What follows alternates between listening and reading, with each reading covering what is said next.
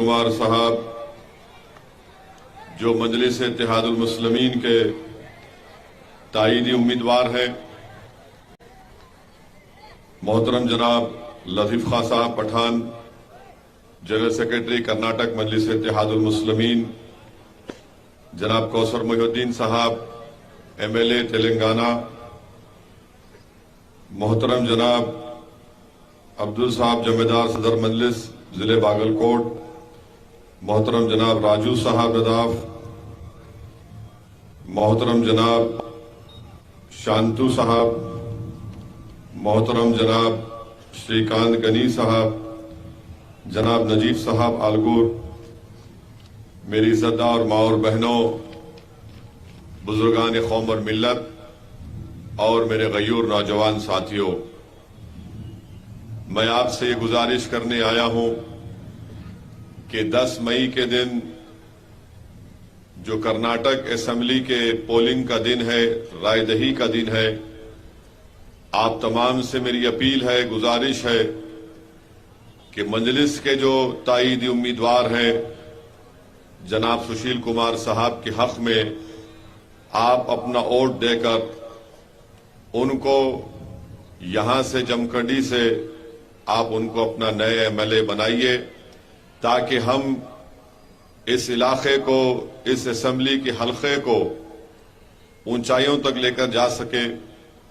मेरी आपसे दबन गुजारिश है कि 10 मई के दिन सुबह के अवलीन वक्त में आप अपने घर से निकलकर अपना एक एक वोट का इस्तेमाल करिए। मैं हमारे नौजवानों से अपील कर रहा हूं कि वो सुबह में पहले निकलकर अपने वोट का इस्तेमाल करें, फिर अपने घर के जिम्मेदारों को लेकर जाएं। मैं हमारे इज्जतदार माँ और बहनों से भी अपील कर रहा हूं कि आप सुबह सुबह निकलकर अपने वोट का इस्तेमाल करिए। बुजुर्गों से मेरी गुजारिश है कि आप हमारी कामयाबी के लिए दुआ भी करिए, हमारी सरपरस्ती भी करिए और मजलिस के ताईदी उम्मीदवार के लिए आप आगे बढ़कर एक नई तारीख को यहां पर रकम करिए। मैं आपसे अपील कर रहा हूं, आज हमारी मुलाकात इस शहर के जिम्मेदारों से हुई। मैंने उनसे भी अपील किया कि मौजूदा दौर के हालात को सामने रखकर आप एक फैसला लीजिए। जो सियासत, जो रिवायती सियासत हम लोग हमेशा देखते रहे, वो अब रिवायती सियासत बाकी नहीं रही। अब हम पुरानी सियासत को सामने रखकर अपने वोट डालने के फैसले नहीं ले सकते हैं। मौजूदा दौर के हालात को सामने रखकर हमको और आपको कोशिश करना है कि हमारी एक आवाज विधानसभा में जाए, पार्लियामेंट में जाए, लोकल बॉडी के इलेक्शन में जाए, जिला परिषद में जाए। अगर हम वही पुरानी सियासत को सामने रखकर फैसले लेंगे तो याद रखिए उस पुरानी सियासत ने हमको कुछ फायदा नहीं पहुंचाया। हाँ, हमने हमेशा वोट तो दिया मगर हमको कुछ फायदा उससे हासिल नहीं हुआ। आज आप देख रहे हैं कि सुशील कुमार को मजलिस की ताईद हासिल है, मगर सुशील कुमार को साथ में हमारे मराठा भाइयों की ताईद हासिल है, हमारे लिंगायत भाइयों और बहनों की ताईद हासिल है, हमारे दलित और आदिवासी तबके के लोगों को उनकी ताईद हासिल है। हर समाज के लोग सुशील कुमार की ताईद में आज खड़े हैं। तो मेरी आपसे गुजारिश है कि जो यहां पर आज इस जलसे आम में आए हैं, मेरी आपसे अपील है कि आप मेरी इस बात को, मेरी इस पैगाम को आप अपने दोस्तों तक, अपने रिश्तेदारों तक, जहां तक आप पहुंचा सकते उनको पहुंचाइए। आप मेरी इस तकरीर को फोन पर रिकॉर्ड कर लीजिए या फिर जहां पर मिलती है उस पर रिकॉर्ड करके आप व्हाट्सएप ग्रुप बनाकर उसमें शेयर करिए। पूरों को तरगीब दीजिए कि अब आपको यहां से सुशील कुमार को कामयाब और कामरान करना है। मेरे अजीज दोस्तों और बुजुर्गों, यकीनन जब से बीजेपी की सरकार 2014 में मुल्क में बनी और फिर कर्नाटका में बनी दोबारा, तो वो जो कांग्रेस की ताईदी सरकार थी कुमारस्वामी के साथ, अगर बीजेपी दोबारा सत्ता में आई कर्नाटका में तो उसकी जिम्मेदार कांग्रेस पार्टी है। अगर कांग्रेस पार्टी के एमएलए अपना जमीर बेचकर बीजेपी में नहीं जाते तो बीजेपी की हुकूमत नहीं बनती थी। मगर अगर आज आप कोई कांग्रेस के लीडर से पूछेंगे, अरे बे कर्नाटका में कैसे बीजेपी की सरकार बन गई, तो आपको बोलेंगे ओवैसी जिम्मेदार है उसका। यानी हर चीज के लिए जिम्मेदारी हम पर डाल दी जाती है। मुझे कोई उसकी फिक्र नहीं है, मगर आपको सच्चाई बता रहा हूं। आप अच्छा फैसला लीजिए 10 मई के दिन। मेरी भी अल्लाह से दुआ है कि आप अच्छा फैसला लीजिए। आप जानते हैं कि इस असेंबली कॉन्स्टिट्यूंसी में जमखंडी के बहुत से मसाइल हैं, बहुत से तकालीफ हैं। अभी सुशील कुमार साहब ने आपसे वादा किया कि ये जो बराज कृष्णा नदी में जो पानी किसानों को मिलता था, मुकामी एमएलए साहब ने पानी को छुड़वा दिया। क्यों छुड़वाया भाई पानी आपने? क्या ओवैसी ने बोला आपको पानी छोड़ दो बोल के? मगर एमएलए साहब याद रखो, 10 तारीख को तुमको यहां की जनता पानी पानी कर देगी इंशाअल्लाह ताला। तुमने किसानों को पानी से महरूम किया, यहां की जनता तुमको पानी पानी पिला देगी इंशाअल्लाह ताला। शर्मा बिंदु सागर का बराज का मसला है, सुशील कुमार आपसे वादा कर रहा है कि इंशाअल्लाह ताला वो उसको पूरा करेगा। वो किसानों से वादा कर रहा है, किसानों को जाकर किसी के सामने पूछना नहीं पड़ेगा। आप जानते हैं कि जमखंडी को इसको ताल्लुका है, जिला बनाने की आवाज क्यों नहीं उठाई गई? हम आपसे कह रहे हैं कि इंशाअल्लाह सुशील कुमार को आप अपना एमएलए बनाइए, जमखंडी एक जिला बनेगा इंशाअल्लाह ताला। यहां पर कोई गवर्नमेंट का मेडिकल इंजीनियरिंग कॉलेज नहीं है। मोदी जी सारी दुनिया में बाजा बजाते हम ये कर दिए वो कर दिए। देश के प्रधानमंत्री, आपने जमखंडी में कॉलेज नहीं खोला, मगर आप बड़ी बड़ी बातें करते हैं। बात मोदी जी कहते हैं मुझे गाली दी जा रही है, गाली दी जा रही है। आप देखते हैं कि जमखंडी में गवर्नमेंट का अस्पताल नहीं है, हुबली, बेलगाम या बीजापुर जाना पड़ता है आपको। आप एक मर्तबा अच्छा फैसला लेकर सुशील कुमार को वोट दीजिए, इंशाअल्लाह ताला वो एडी चोटी का मेहनत करके हुकूमत से लड़के यहां पर इंशाअल्लाह ताला अस्पताल को लेकर आएंगे। फिर वहीं पर सुशील कुमार साहब ने वादा किया कि ऐसे जमखंडी में 45 से ज्यादा गांव हैं जहां पर रोड का इंतजाम नहीं है। एमएलए साहब, आपके मरहूम वालिद भी एमएलए थे, आप भी एमएलए बने, रोड नहीं बना सके आप? क्या आप जाकर अलागुर, कुचनूर, सनाल, लिंगानूर, हुना शिकाती में, बुदनी में आप जाकर रोड पूछ सकते हो? रोड ही नहीं है, रोड ही नहीं है वहां पर। और फिर आप जानते हैं मेरे भाई कि ऐसे 17 गांव हैं जो नदी कृष्णा में पानी आता है तो उनका रिहैबिलिटेशन अब तक नहीं हुआ। वो किसानों को उनके पैसे नहीं मिले और घरों में पानी आ जाता है। तो ये बहुत से मसाइल हैं। फिर जमखंडी में, जयनगर में, महालिंगेश्वर कॉलोनी में, गांधीनगर में पीने का पानी नहीं है, पानी पिलाना पड़ेगा। आप 10 तारीख को कांग्रेस बीजेपी को पानी पिलाइए, 13 तारीख से पानी आना शुरू हो जाएगा, सुशील कुमार लेकर आएगा। जमखंडी में पब्लिक टॉयलेट नहीं है, मोदी जी बोलते मैं शौचालय बना दिया।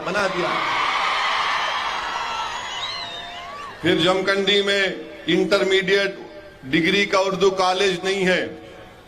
मैं इसीलिए कह रहा हूं रिवायती सियासत अब काम में आने वाली नहीं है। रिवायती सियासत अब काम में आने वाली नहीं है। मसलों पर बात करो, तभी आपकी वोट की अहमियत, आपकी कीमत बढ़ेगी, आपकी अहमियत बढ़ेगी। फिर आप देखते हैं कि शहीद टीपू सुल्तान रहमतुल्लाह अलैह का जुलूस नहीं निकलता। इन्होंने वादा किए, कोशिश करेंगे, जुलूस निकालेंगे। तो ऐसे बहुत से मसाइल हैं। ईद के दिन 2021 को बच्चों को गिरफ्तार कर लिया गया था, 40 दिन के बाद उनको बेल हुई। मगर कांग्रेस के एमएलए इंतजार में थे, बेल निकलने के बाद मैं जाके मुंह में मिठा लड्डू खिलाऊंगा। आप बताइए, आप कैसे इन लोगों का साथ दे सकते जो जमखंडी के डेवलपमेंट के लिए, विकास के लिए कुछ नहीं करते हैं। तो मेरे अजीज दोस्तों, ये हमारा ऐलान है, ये हमारा आपसे वादा है कि आप सुशील कुमार साहब के हक में वोट देकर उनको कामयाब करिए। ये जो जमखंडी के अवाम के तकालीफ है, इश्यूज हैं, इंशाअल्लाह ताला सुशील कुमार साहब उसको पूरा करेंगे। हमारे मराठा भाइयों से मैं कहना चाहूंगा कि छत्रपति शिवाजी महाराज के असदुद्दीन ओवैसी बहुत इज्जत करता था, है और रहेगा इंशाअल्लाह ताला। क्यों करता था? क्योंकि छत्रपति शिवाजी महाराज मुसलमानों के खिलाफ नहीं थे। ये बीजेपी का झूठा प्रोपेगेंडा है। छत्रपति शिवाजी महाराज जब कल्याण को फतह किए तो कल्याण के नवाब की बहू उनके सामने लाई गई थी, तो शिवाजी महाराज ने कहा कि ये मेरी बहू की तरह है और उसको इज्जत के साथ वापस भिजा दिया। जब बोलो बीजेपी वालों, आरएसएस वालों, जब आगरा के किले में छत्रपति शिवाजी महाराज निकलकर भागे, वहां से निकले, तो कौन उनके साथ था? मदारी मेहतर उसका नाम था, वो मुसलमान था। जब छत्रपति शिवाजी महाराज तोप का जनरल कौन था? उसका नाम बताओ। इब्राहिम खान उसका नाम था।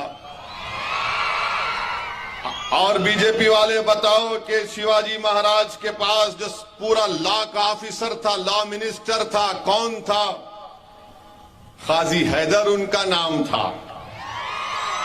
और जब छत्रपति शिवाजी से कहा गया कि खाजी हैदर है, मुसलमान है, तो छत्रपति शिवाजी महाराज ने कहा कि इंसान की काबिलियत उसके मजहब से नहीं होती, उसके काम से होती है। ये तमाम तारीख का हिस्सा है, मगर बीजेपी वाले कुछ अलग ही कैसेट बजाते हैं। अब आज बोल चुका हूं तो पेट में दर्द होगा, पेंचिश शुरू हो जाएगी। मगर हम हमारे मराठा भाइयों से अपील कर रहे हैं कि आप एक मर्तबा सुशील कुमार का साथ दीजिए। हम अपने दलित भाइयों से अपील कर रहे हैं कि हम आजादी के 75 साल का अमृत उत्सव मना रहे हैं, मगर ये मुल्क को आजादी सही मानों में उस वक्त मिली जब इस मुल्क का संविधान और आईन बाबा साहेब अम्बेडकर ने बनाकर इस देश को दिया, गरीबों को दिया, मजलूमों को दिया, कमजोरों को दिया। अगर संविधान अम्बेडकर नहीं बनाते तो कमजोर हमेशा कमजोर होता और हिकारत की नजर से उसे देखा जाता। संविधान बना तो अम्बेडकर के संविधान ने पूरे भारत में ऐलान कर दिया कि राजा का बेटा और दलित का बेटा बराबर एक कुर्सी पर बैठकर अपने मुकद्दर के फैसले करेंगे। ये काम बाबा साहिब अम्बेडकर ने किया। हम अपने दलित भाइयों से अपील कर रहे हैं कि आइए एक बार सुशील कुमार का साथ दीजिए। आज आपको एक जमखंडी में एक नई तारीख को लिखना है। मैं हमारे लिंगायत भाइयों और बहनों से अपील कर रहा हूं कि आप आइए, सुशील कुमार का साथ दीजिए। बल्कि जमखंडी के तमाम वोटर से आज ओवैसी अपील कर रहा है कि आज आपको जमखंडी को कामयाब करना है, अपने आप को कामयाब करना है, जमखंडी को तरक्की की राह पर लेकर जाना है। इसीलिए 10 मई के दिन एक होकर आप तमाम अपने एक वोट का इस्तेमाल सुशील कुमार के हक में करिए। और बीजेपी के बारे में जितना बोला जाए कम है, जितना बोला जाए कम है बीजेपी के बारे में। और कांग्रेस के बारे में अगर बोलना शुरू करूं तो सुबह हो जाएगी।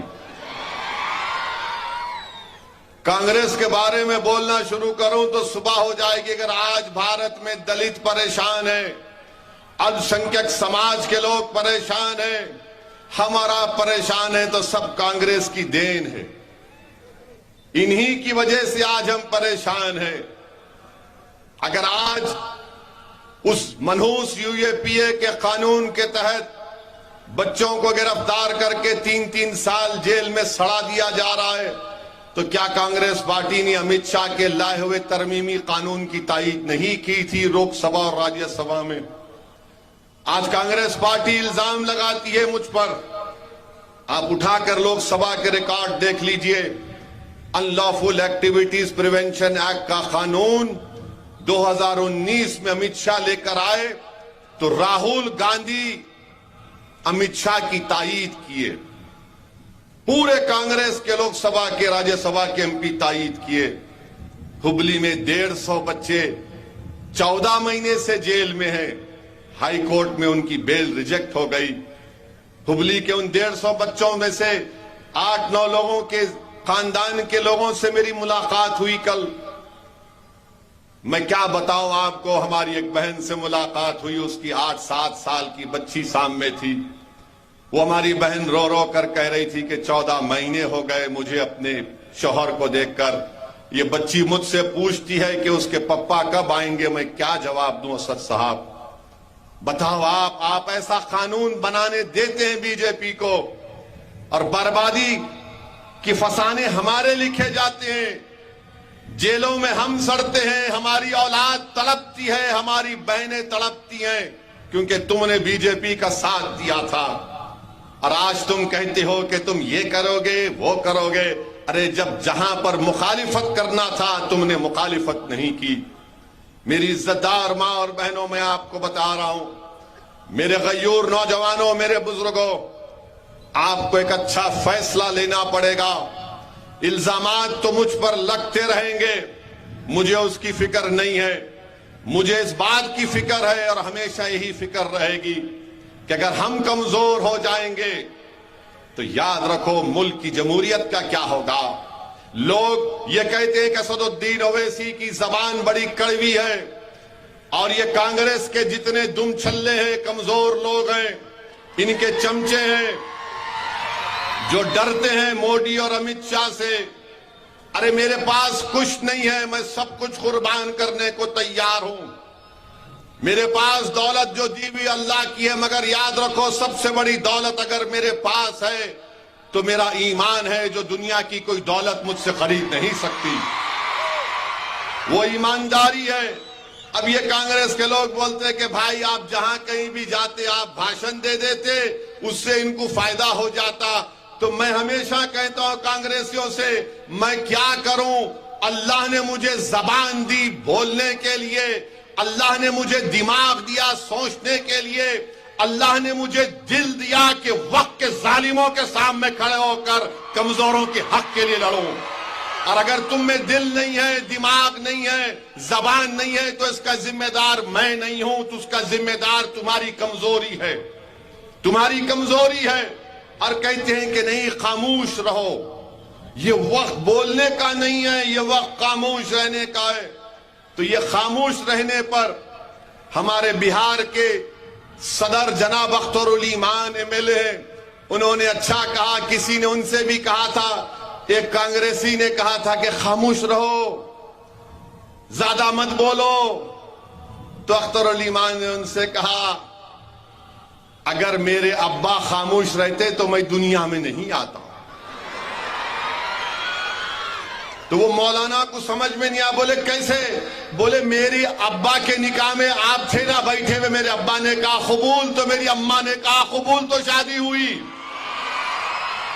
तो जबान जब तक नहीं खोलोगे कुछ नहीं होगा। अगर कोई ये बोलेगा कि नहीं जरा खामोश बैठेंगे, ये हालात ऐसे नहीं है। अरे हालात कब अच्छे थे मेरे प्यारे?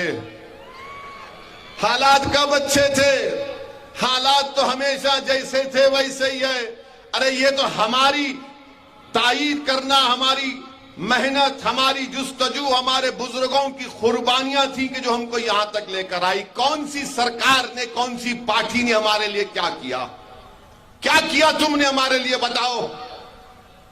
रोज हम जिदोजहद करते हैं, रोज हम मुकाबला करते हैं, रोज हम गाली सुनते हैं, रोज हम जिल्लत उठाते हैं, रोज हमको कमजोर किया जाता है, जेलों में डाला जाता है। मगर जब सुबह होती तो हम कहते कि हम तैयार है लड़ने के लिए, आजा कौन लड़ेगा हमसे? ये हमारी मेहनत है, ये हमारी बहादुरी है। तो इसीलिए मेरे अजीज दोस्तों और बुजुर्गों, आपको मेहनत करना है। सिर्फ यहां पर आके चीखा मार के 10 तारीख को सो जाने का नहीं है। सो तो नहीं जाएंगे 10 तारीख को आप लोग। सुशील कुमार को भूल तो नहीं जाएंगे आप लोग। जितनी आए उतने वोट डालेंगे, दूसरों को भी बोलेंगे वोट डालने के लिए। अपने घर में अपनी मां, बहन और बीवी को, बहनों को लेके जाएंगे। रिकॉर्ड तोड़ पोलिंग होगी, या फिर ये कोई कांग्रेस के, बीजेपी के लोग आके कोई पढ़ के फूंक दिया, अरे उन्हें बोलता बहुत, तुम खामोश हो जाओ। खामोश नहीं रहना। अगर खामोश रहोगे तो याद रखो, तुम हमेशा के लिए खामोश हो जाओगे, खुदा ना खास्ता। जो लोग चीख पुकार करते हैं, लड़ते हैं अपने हक के लिए, दुनिया उनकी तरफ इज्जत की निगाहों से देखती है। जो खामोश हो जाते हैं, दुनिया समझती है कमजोर है, उसको हटाओ सामने से। तो तुम्हारी खामोशी तुम्हारी कमजोरी की निशानी बनेगी। तुम्हारी खामोशी खुदा ना खास्ता तुम्हारी बर्बादी ना बन जाए। मैं फिर से कह रहा हूं, रिवायती सियासत काम में आने वाली नहीं है। जो सियासत 1970, 80, 90 और 2000 तक की गई, वो अब काम में नहीं आने वाली है। हालात बदल चुके हैं और नए हालात को सामने रखकर अपनी आवाज को पहुंचाओ, अपने नुमाइंदों को कामयाब करो। सेकुलरिज्म की हम कूली नहीं है। सेकुलरिज्म को जिंदा रखना असदुद्दीन ओवैसी की जिम्मेदारी नहीं है। और बताओ, इस पूरे कर्नाटका के इलेक्शन में हिजाब के बारे में क्यों बात नहीं हो रही है? क्यों बात नहीं हो रही है? तो कांग्रेस के लोग बोलते हैं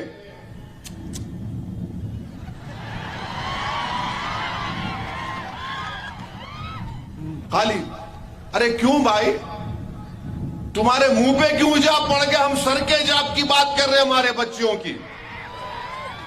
अभी नहीं, 13 के बाद। 13 के बाद क्या होने वाला है? 13 के बाद तुम क्या करने वाले हैं? अब तो बोलो। हमारे बच्चियां पढ़ना चाहती हैं, हमारा फंडामेंटल राइट है। अंबेडकर के दिए हुए संविधान में हमारा राइट है, राइट टू कल्चर है, आर्टिकल 29 का हिस्सा है। मगर ये लोग बोलिए, ये बहुत पुराना डायलॉग है, हम हैं ना तुम नहीं है, अब हम हैं यहां पर खड़े हुए इंशाअल्लाह ताला। रिजर्वेशन की बात आई तो अमित शाह पुकार पुकार के बोल रहे, कलेजा फाड़ फाड़ के बोल रहे, हम नहीं देंगे। अरे क्या आप अपने घर से दे रहे? बाबा साहेब अंबेडकर का संविधान आर्टिकल 15-16 बोलता है, सोशल एजुकेशनल बैकवर्डनेस प्रूवन है, रिपोर्ट है। जब देवेगौड़ा मुख्यमंत्री थे उस वक्त की रिपोर्ट है। इनको अब कहीं को याद आया? येदुरप्पा 5 साल मुख्यमंत्री नहीं थे ना, जब रिजर्वेशन दे रहे थे, अब क्यों नहीं दे रहे? क्या बात हो गई? आखिर बीजेपी नफरत क्यों करती है कि कोई अगर गरीब का बच्चा डॉक्टर बनेगा तो कर्नाटका और मुल्क मजबूत होगा ना। अगर कोई गरीब की बच्ची डीएम बनेगी, आईएएस ऑफिसर बनेगी तो तकलीफ क्या है? कर्नाटका मजबूत होगा ना। मगर इनको देखा नहीं जाता कि कोई तालीम के मैदान में गरीब नीचे से ऊपर चला जाए। इंटरिम रिपोर्ट क्या है? अमित शाह बताओ, इंटरिम रिपोर्ट रखो सामने जनता के। इंटरिम रिपोर्ट क्या है? इंटरिम रिपोर्ट पे बात ही नहीं करेंगे, लड़ाने की बातें करते हैं, रोकने की बातें करते हैं। आज कर्नाटका में, पूरे मुल्क में महंगाई बहुत बड़ा इशू है। भारत के प्रधानमंत्री बोल रहे मेरे को गाली दे रहे, पेट्रोल डीजल बढ़ रहा, बोल रहे मेरे को गाली दे रहे, गरीब को नौकरी नहीं है, प्रधानमंत्री बोल रहे मेरे को गाली दे रहे, किसान को फर्टिलाइजर नहीं मिल रहा, खेत में नहीं मिल रहा, मोदी बोल रहे मेरे को गाली दे रहे। अरे मोदी जी आपको नहीं बोलेंगे तो क्या तारों को बोलेंगे? आप देश के प्रधानमंत्री हैं, आपको पूछेंगे। नहीं, मेरे को नहीं पूछना, मैं जिम्मेदार नहीं हूं। फिर कौन जिम्मेदार है? कौन जिम्मेदारी कबूल करेगा? नौजवानों की बेरोजगारी की, महंगाई की जिम्मेदारी कौन कबूल करेगा? इन्फ्लेशन की जिम्मेदारी कौन कबूल करेगा? करप्शन की जिम्मेदारी कौन कबूल करेगा? मोदी जी ने कहा कि ना खाऊंगा ना खाने दूंगा, मगर कर्नाटका में उल्टा हो रहा, हम ही खाएंगे, कोई नहीं खाएगा। माने जिधर का हो बस नहीं हो रहा, ले ला ला, हमारा है हमारा है हमारा। वो उर्दू, दक्षिणी उर्दू की कहावत है कि चोरा चोरा मिलके गांव बांट लिए गए। ये क्या बात है भाई? इस पे तो कुछ बोलो। कुछ नहीं बोलेंगे, कुछ नहीं बोलेंगे। आज पूरे वर्ल्ड जर्नलिस्ट का दिन है। आज दुनिया के पूरे ममालिक में हमारा नंबर गिर गया। कितना? 158 रैंक हो गया हमारा। हमारे सहाफियों को मैं बोल रहा हूं, इस पर भी लिखो, आपका नंबर गिर रहा है देश का। मगर बाज हमारे मीडिया के लोग बाजा बजाते हैं, बाजा बजाते हैं। मुझे ऐसा कर दिए, वो बीजेपी ऐसा हो गया। अरे जमीन पे जाके देखो क्या हो रहा है। किसी के गरीब के घर में जाकर देखो क्या हो रहा है। किसी नौजवान के दिल में झांक कर देखो कितना रो रहा है। किसी मां से पूछो कि कर्जों में डूब चुके क्योंकि उसका पति बीमार पड़ा था, दवाखाने में इलाज में कर्जदार हो गए। किसी एक बच्चों की मां से पूछो, पढ़ा नहीं पा रही अपने बच्चों को क्योंकि स्कूल की फीस बहुत ज्यादा है। मेरे अजीज दोस्तों और बुजुर्गों, ये पैगाम हमको जनता तक हम पहुंचा रहे हैं। आपकी जिम्मेदारी है कि आप इस पर गौर करें और अच्छा फैसला लें। कांग्रेस पार्टी के लोग बोलते हम आएंगे तो ऐसा कर देंगे, वो कर देंगे। राजस्थान में कांग्रेस की सरकार है, राजस्थान में कांग्रेस की सरकार है 5 साल से, और राजस्थान में कांग्रेस का मुख्यमंत्री है। और राजस्थान में जुनैद और नसीर, 2 बच्चों को हरियाणा से ये गौ रक्षक जाकर किडनैप करके राजस्थान से हरियाणा को गाड़ी में लाते और उनको जिंदा जला देते। जिंदा जला दिया उनको। जुनैद और नसीर के खानदान वाले मुकामी पुलिस स्टेशन में कंप्लेन किए तो पुलिस वाले भाग यहां से, और बाद में उनकी जली हुई लाशें मिली। कितने लोगों को गिरफ्तार करी कांग्रेस पार्टी अब तक? 1 महीने से 1.5 महीने करीब हो गया, 2 लोग पकड़े गए अब तक। आप बताओ फिर कौन सा क्या काम किया कांग्रेस पार्टी ने जो आज आकर आप हमको बोल रहे हैं? अरे आपकी सरकार है, जुनैद नसीर को जिंदा जला दिया गया। और आपको मालूम जुनैद नसीर को और दूसरे लोगों की भी हत्या की गई थी। हम उसको भी कंडेम करते, मगर वो हत्या में 50 लाख दिए गए, यहां पर 15 लाख दिए गए। कांग्रेस की सरकार है। इसीलिए आपसे कह रहा हूं कि मजलिस की अहमियत इसलिए कम नहीं होती कि मजलिस सत्ता में कब आएगी। लोग पूछते जल्दी आपके सत्ता में आ रहे, आप क्या मुख्यमंत्री बनते, क्या आप मंत्री बनते? अरे वो नहीं है। हमारी अहमियत यह है कि अगर हमारा कोई एमएलए जीत कर जाएगा, लड़ेगा गरीबों के लिए, आंखों में आंखें डालकर सरकार के सामने बैठ जाएगा कि इंसाफ करो। क्योंकि कांग्रेस की हुकूमत राजस्थान में वहां कहां गई मोहब्बत? जाना था। मेरे जाने के बाद राजस्थान का मुख्यमंत्री 15 दिन के बाद गए। मैं हैदराबाद से निकलकर जयपुर गया, जयपुर से गाड़ी में बैठकर जुनैद के घर को गया, और वहां पर जाकर मालूम हुआ कि जुनैद के सिर्फ 6 बच्चे नहीं थे, बल्कि जुनैद का एक भाई नीम पागल है, उसके 8 बच्चों की जिम्मेदारी भी इस बच्चे पर थी। एक घर में 13 बच्चे यतीम हो गए। वहां कांग्रेस की हुकूमत थी। अब आप कांग्रेस वाले कल से बोलेंगे ओवैसी ऐसा ही बोलता है, जज्बात में लाता है तकरीर करके। अरे सच्चाई को बयान कर रहा हूं। तुम गारंटी कार्ड की बात कर रहे, तुम राजस्थान में कौन सा गारंटी कीजिए? जिंदगी की गारंटी तुमको देना चाहिए था, मगर तुमने वो काम नहीं किया। वहां पर बीजेपी का एक उम्मीदवार है बीजापुर का, जलसे में बोलता है, सुनिए जलसे में बोलता है, देश के खिलाफ कोई बोलेगा, समुदाय के खिलाफ बोलेगा तो ठाएगा दे। मोदी जी ये आप बोल रहे हो उसको या खुद से बोल रहा इन्हें? मोदी जी आप भूल जा रहे कि गोली चली थी टीपू पर भी, मगर टीपू झुका नहीं, शहीद हो गया देश के लिए। ये ठाई ठाई क्या है रे? ये खिलौना है? कितने गोलियां चलाते तुम? 100, 200, 300, 400, 500 बोलो। सबसे पहले मैं आता हूं, कहां पे आना बोलो, चला मेरे पे। अरे अगर जान जाना है उस दिन तो अल्लाह लिख दिया तो जाएगी जान। अरे जान को मैसा लेके फिरते रहे, ये दाइए ऐसा है हमारे, खुद ले लो, ठाए कहते ठाए। और क्या कर रही पुलिस? पुलिस भी क्या इंतजार में ठाई ठाई के? अब तक तो उस पर केस बुक होना था, मगर नहीं, उन्हें ठाई ठाई बोल रहा। मोदी जी ये आपका जो उम्मीदवार है ना, इसको आप सियाचिन पे भी जाओ, चाइनीज आर्मी के सामने खड़ा करके बोलो ठाई ठाई। मोदी जी चीन 2000 स्क्वायर किलोमीटर पे कब्जा करके बैठा, ये सबसे बेहतरीन आदमी आपका बीजापुर का वो बीजेपी का एमएलए, इसको फौरन प्लेन में बिठा के उतार देना वहां पे, चलो वहां पे ठाई ठाई कर। ठीक है, बात है ये कोई बात है? बताओ आप। अरे तू क्या काम किया वो बता। बाबा नहीं, ठाई ठाई। इनको अब बाय बाय करना है आपको। क्या 10 तारीख के दिन आपसे मेरी अपील है कि अपना एक वोट का सही इस्तेमाल करिए। ये आदमी सेकुलर है, बता रहा हूं मैं आपको।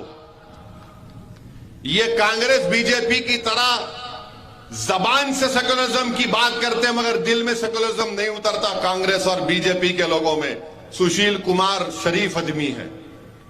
सुशील कुमार, मैं आपको वादा कर रहा हूं कि अगर अल्लाह ने और आपने इनको कामयाब किया अपने वोट और दुआओं से, ये एमएलए बन जाएंगे तो इस विधानसभा की जमखंडी की जिम्मेदारी सुशील कुमार की भी रहेगी, असदुद्दीन ओवैसी की भी रहेगी इंशाअल्लाह ताला।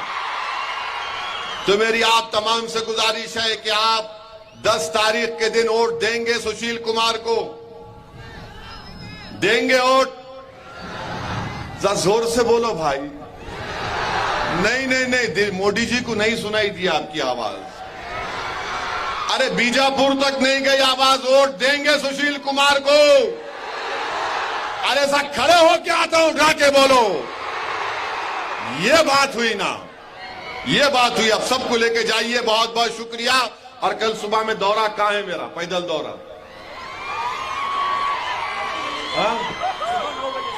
सुबह 9 बजे से औंटी गली से, औंटी गली से अम्बेडकर सर्कल, औंटी गली से अम्बेडकर पे पैदल दौरा है। Walking. Are you coming? I will see you. सलाम अलैकुम।